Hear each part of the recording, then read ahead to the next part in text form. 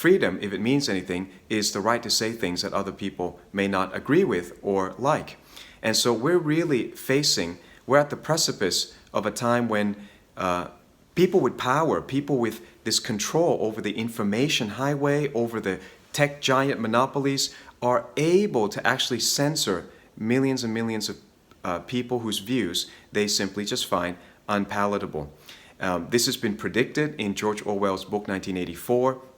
It's been predicted in Fahrenheit 451, which has recently been made into a movie. If you want to see it, they'll just rewrite history. If they don't like you, they'll call you something like today they'll call traditional people or conservatives or Christians, anything we say would be hate. Things we believe in the Bible with all our heart, with a clear conscience, they would just say, well, it's hate. It's hate.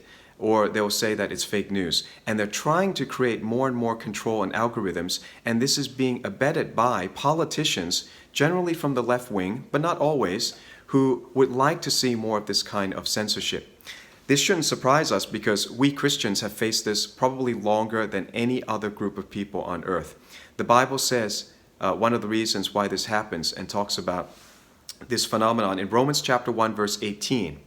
For the wrath of God is revealed from heaven against all ungodliness and unrighteousness of men, who by their unrighteousness suppress the truth. See, why do they want to suppress the truth? Because they can't win.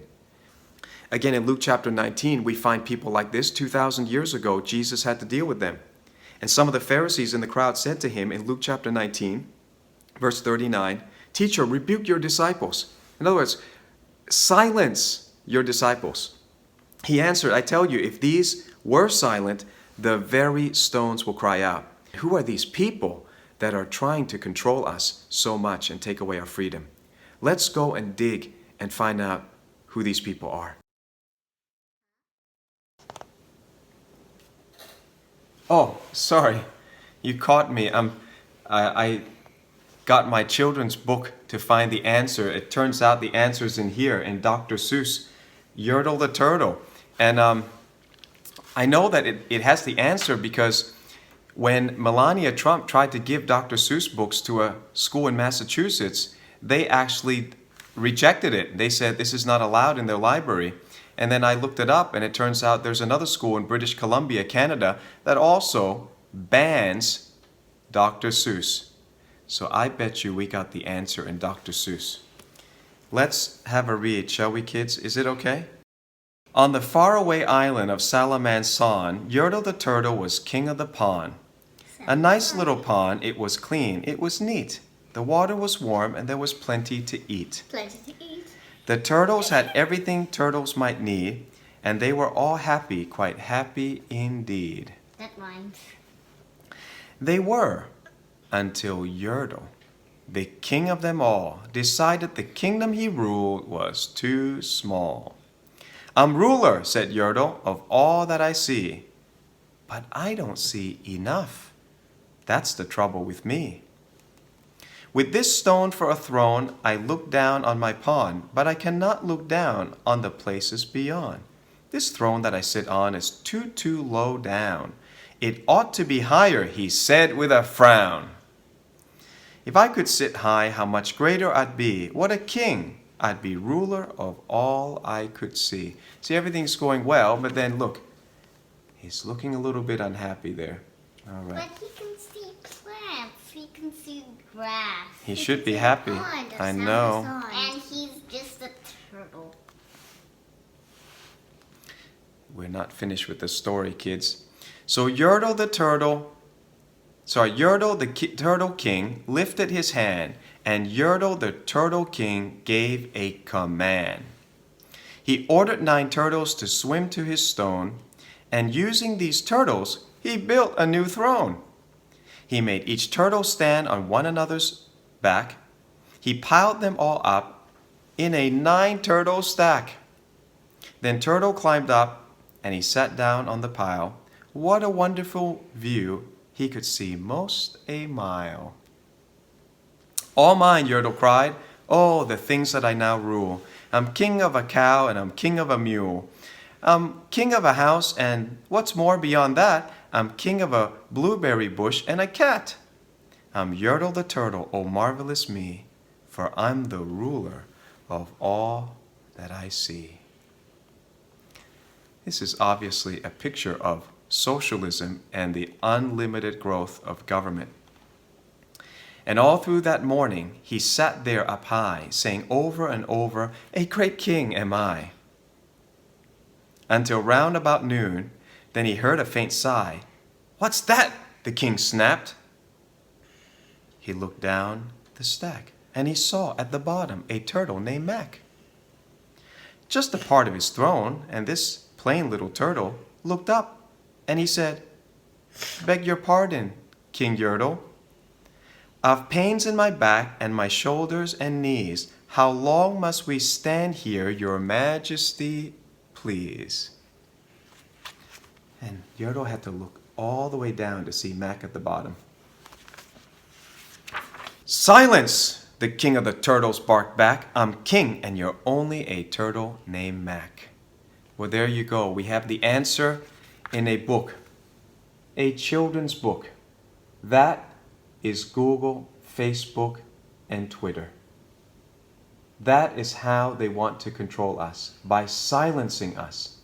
And they don't even want us to know this freedom. They don't want us to have this freedom, to the point that they'll actually ban a message in a children's book about our right to freedom. "Silence," Turtle the Yertle says.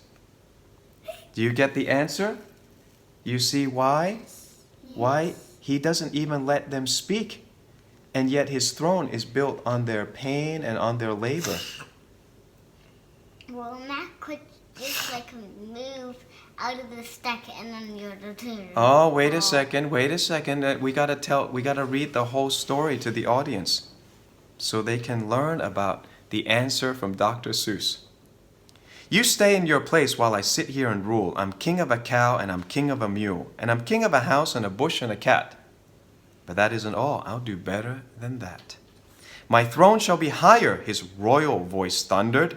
"So pile up more turtles. I want about 200. It's like taxation. It's never enough. Yertle asked for 9 turtles, but his throne is not high enough, and so he taxes his population more. His citizens have to pile up some more for his pleasure. "Turtles, more turtles," he bellowed and brayed. And the turtles way down in the pond were afraid. They trembled, they shook, but they came, they obeyed. From all over the pond they came swimming by the dozens. Whole families of turtles with uncles and cousins, and all of them stepped on the head of poor old Mac. One after another, they climbed up the stack. Then Yertle the turtle was perched up so high he could see 40 miles from his throne in the sky.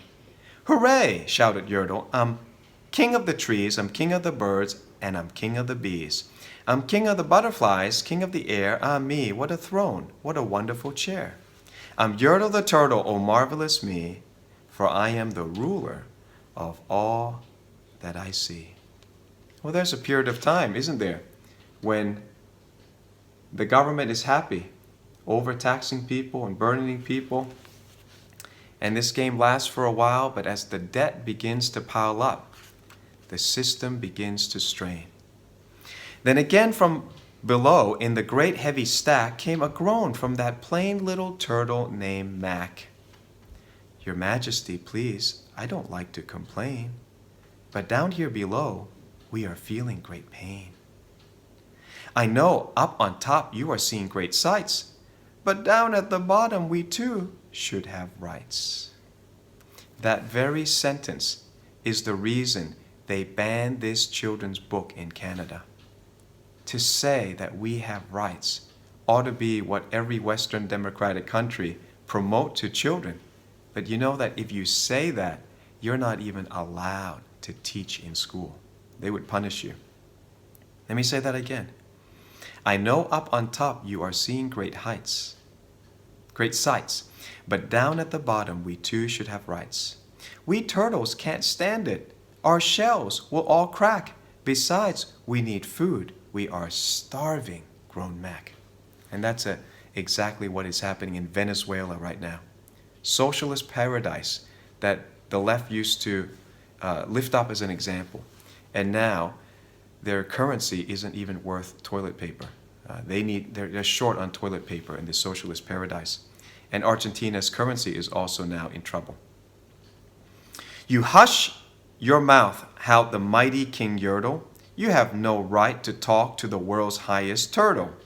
I rule from the clouds, over land, over sea. There's nothing, no nothing, that's higher than me. And that's when government becomes God. And this is why Christianity and faith matters so much. Because if you take faith in the Creator God away from people, then all you're left with is government. And politicians will set themselves up as the provider and the protector and the caretaker. And of course, they always fail. They can't do it. But while he was shouting, he saw with surprise that the moon of the evening was starting to rise. Up over his head in the darkening skies. What's that? Snorted Yertle. What is that thing that dares to be higher than Yertle the king? You see, there is something higher in the sky. The answer is up above. We're never going to build the Tower of Babel to reach the sky because God is above. Yes, son? Even if he goes higher than the moon, he still won't be higher than heaven. He could never be higher than heaven or God. And that's what Satan tried to do. It's like a picture of Satan. He said, I'll build my throne above the mountains of God. I'll ascend to the throne of the Most High. And that was just pride. I shall not allow it. I'll go higher still. I'll build my throne higher. I can and I will. I'll call some more turtles. I'll stack them to heaven. I need about 5,607. But as Yertle the Turtle King lifted his hand and started to order and give the command, that plain little turtle below in the stack, that plain little turtle whose name was just Mac, decided he had taken enough, and he had. And that plain little turtle lad got a little bit mad. And that plain little Mac did a plain little thing. He burped. And his burp shook the throne of the king. That's all you and I need to do, is one little burp. With all the Christians speaking up, saying, we're fed up with prayer not being in school. We're fed up with the Bible being a book that's banned when it's the primary source. It's a primary source of so much of our laws, literature, art, poetry. We're fed up with it. And we make a stand and we let them know we're not going to vote for you because you promise us money or free stuff. We don't believe it anymore. And Yertle the Turtle, the king of the trees, the king of the air and the birds and the bees, the king of a house and a cow and a mule, well, that was the end of the Turtle King's rule. For Yertle, the king of all Salamanson, fell off his throne and fell plunk in the pond. And today, the great Yertle, that marvelous he, is king of the mud. That is all he can see. And the turtles, of course, all the turtles are free, as turtles and maybe all creatures should be. The message of this children's book is something that you ought to teach your children, that everyone is created with equal rights and everyone ought to be free. And we should not vote for or empower anyone who takes away our freedoms. You take away our religious freedom and our freedom of speech, we will give a burp. And that will be the end of Yertle the Turtle's throne. The end.